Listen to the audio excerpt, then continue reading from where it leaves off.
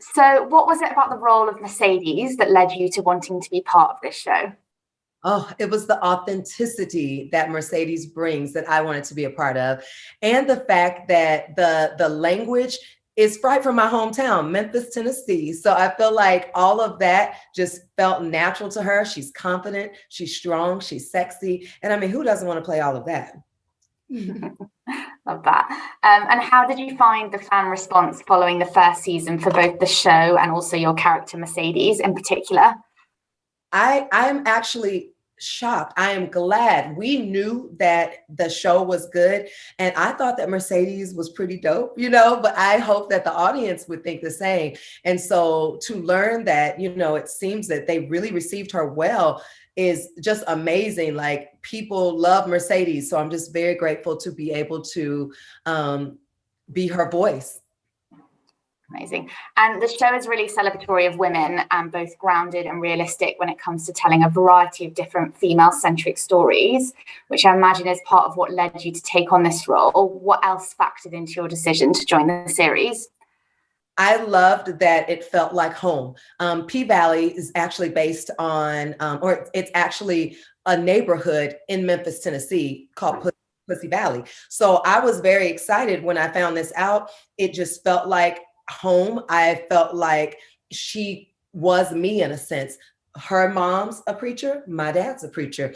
She coached dance teams, I coach dance teams. She teaches the girls how to be sexy. I had a company called Hip Hop and Hills. Like, I was like, okay, Katori, did you know me before this? Because I just felt like this role was meant for me. Amazing. And we heard that the series will include the recent pandemic. So how was it bringing that very real life moment into the show?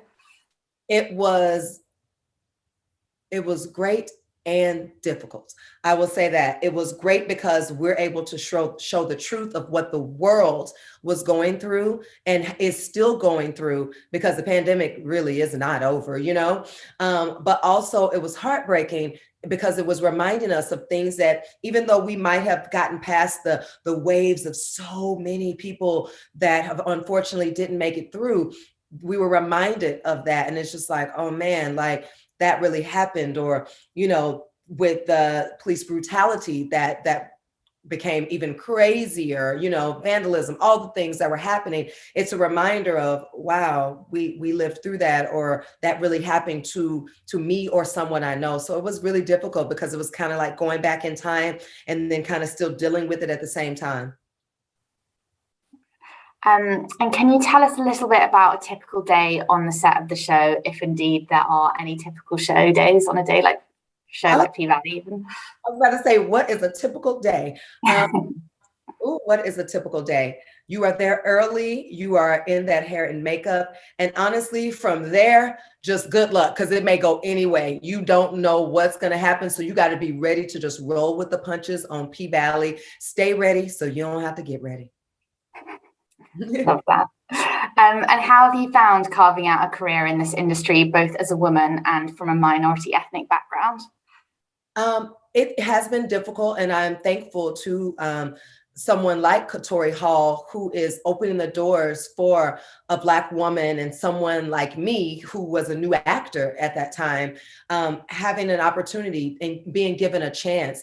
Katori actually opened the doors for many of us. If I'm not mistaken, almost every actor, it was their first time as a series regular. So that in itself speaks volumes to her and her trust of who she picked to play these characters. And I think it worked out pretty well.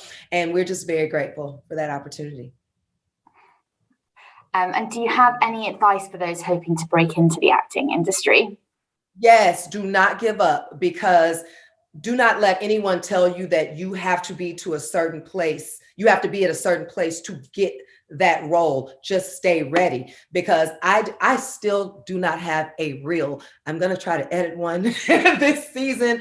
Like, I hadn't done a guest star. So I think a lot of times we feel like, oh, we got to do this before we do that. But no, when that door opens and when it's your time, it's your time. So just stay ready, get in classes and prepare yourself. So when the opportunity presents itself, you are ready. And we like to ask all of the people we chat to for Female First 3 questions. So the first of those is, which women in your life that you admire have helped shape you as a person? My mother, absolutely. I'm her caregiver now, and I know that I would not be the woman I am today without her. So I'm very grateful. And she was tough, tough, tough. But I have never been more happy in these last few years of thinking about, wow, my mom was so hard on me. I am so glad because it helped me become who I am today. And secondly, who have been some of your favorite women to work with? Oh man. My directors, I love all of my cast members, so that's just too difficult. We're not even gonna go there because I love working with all the women on the show. But when I really think about the directors that we had last season, I'm gonna start off with Tasha Smith because she was my first acting teacher. That was just a wonderful moment. My manager, Kelly Marie Dunn, she's taught me how, she's also my sorority sister, so she's taught me how to just be authentic in the business and also be professional. She's very big and professional and detail oriented. So I love Kelly for that. And then the actors, I love Angela Bassett. So I definitely watch her career and love her. And then the final question is, what does the idea of woman mean to you? The idea of woman, it is everything to me. A woman is, oh my gosh, she's powerful, she's strong. She can do anything she puts her mind to. So when I think of woman, I think she can do it all. Love that. Well, those are all my questions, but thank you so much. It's been lovely to chat to you today. Thank you. Thank you.